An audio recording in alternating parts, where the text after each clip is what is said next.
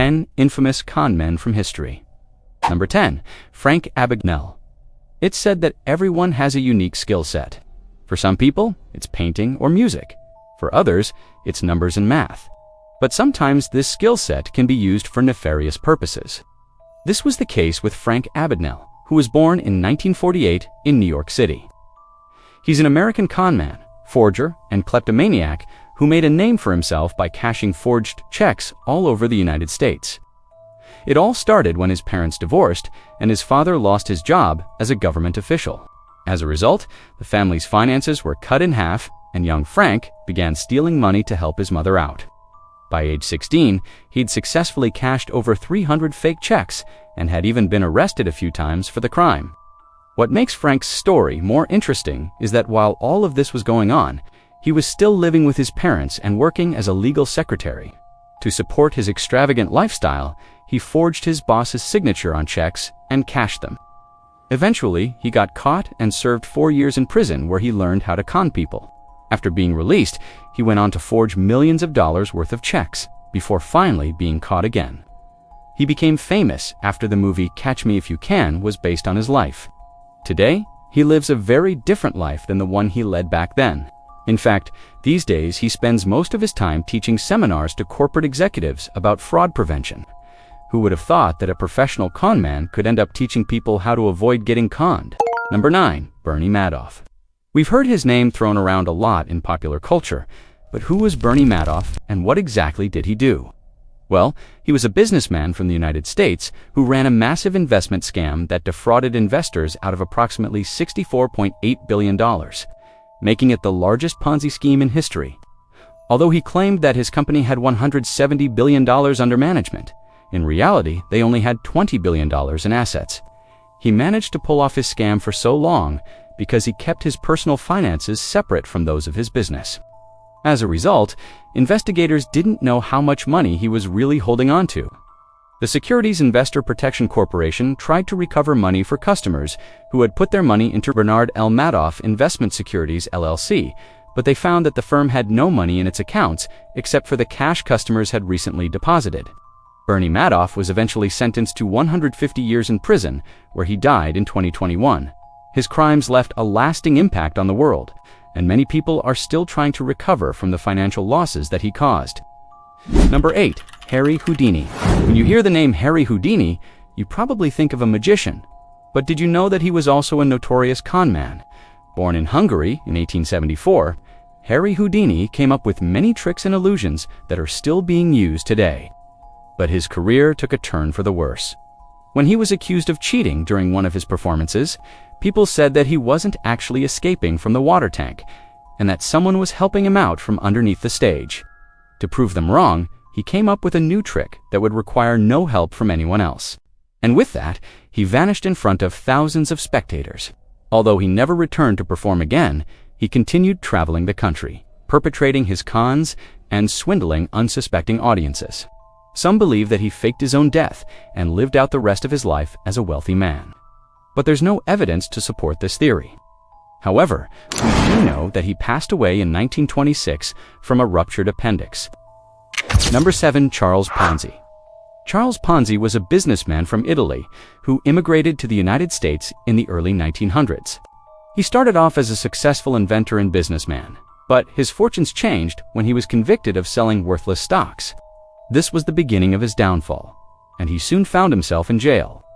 When he was released, he came up with a new idea that would make him rich beyond his wildest dreams. It consisted of buying coupons in foreign countries and then selling them in the US for a profit. But his real genius lay in the way that he marketed his services to potential investors. Instead of telling them that he was buying coupons, he told them that he was running a secret service that was intercepting mail-carrying reply coupons.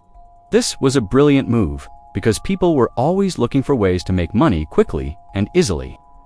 So when Ponzi offered them a chance to do just that, they jumped at the opportunity.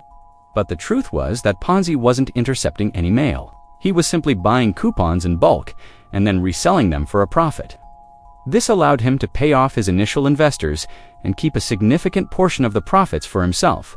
However, it wasn't sustainable, and eventually he ran out of money. In 1920, the scheme collapsed and Ponzi was left with nothing. He spent the last years of his life in poverty and died in 1962 without ever admitting that he had run a Ponzi scheme. Number 6. Victor Lustig.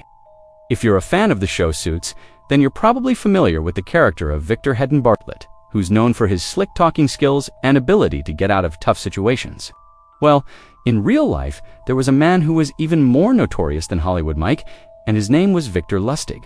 He was a charming con man who made a fortune by selling fake movie cameras to unsuspecting buyers. The craziest part about his scams is that he often targeted big-time celebrities and businessmen.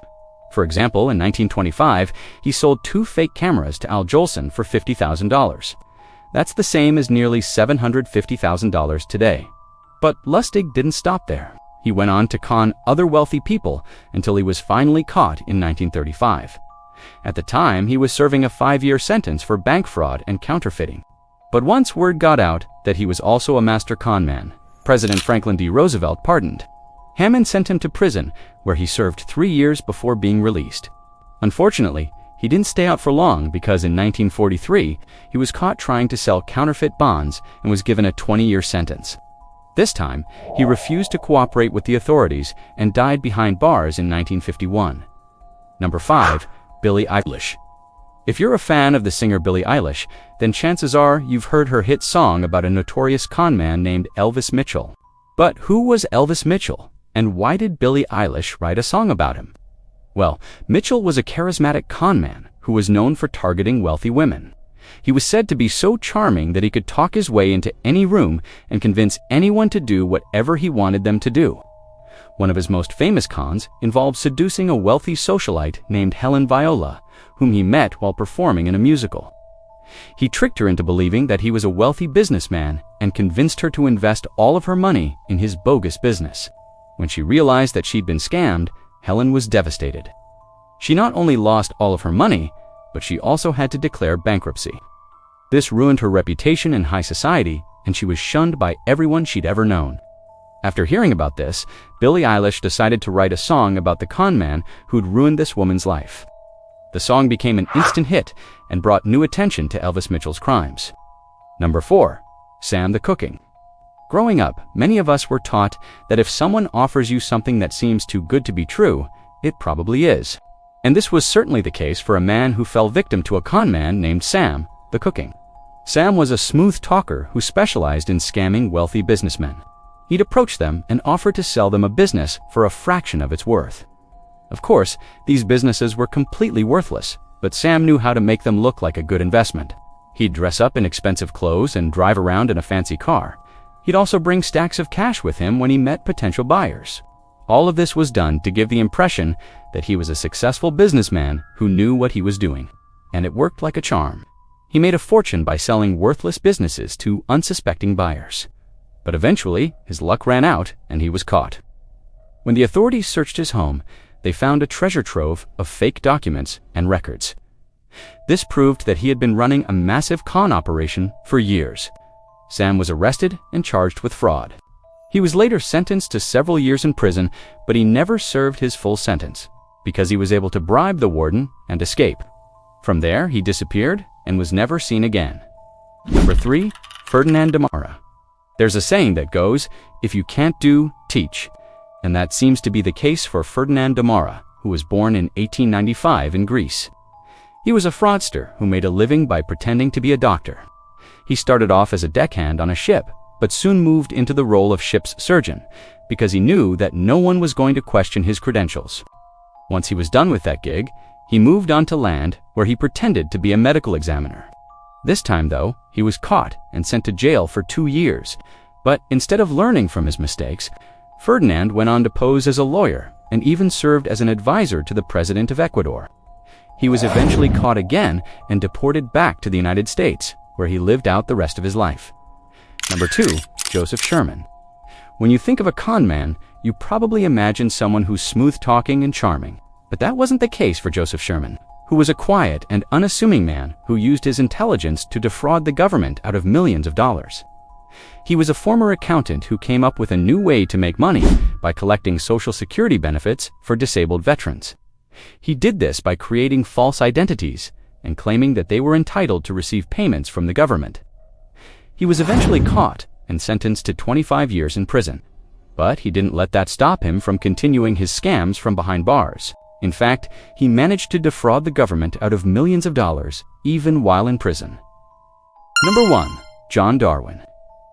If you live in the United Kingdom, then you've probably heard about John Darwin, who was a man who pretended that his wife had died in a boating accident in order to collect on her life insurance policy. He was successful for many years, but eventually the truth came out and he was sentenced to 6 years in prison for fraud. But even that didn't stop him from perpetrating more cons from behind bars. After being released, he started a new life as a motivational speaker. But that didn't last long, because he was eventually caught again trying to scam the government out of disability benefits. He was given another prison sentence and is now known as Britain's most shameless con man. Which one of these men was your favorite? Let me know in the comments section below. Be sure to subscribe if you haven't already, and come back soon for more videos like these.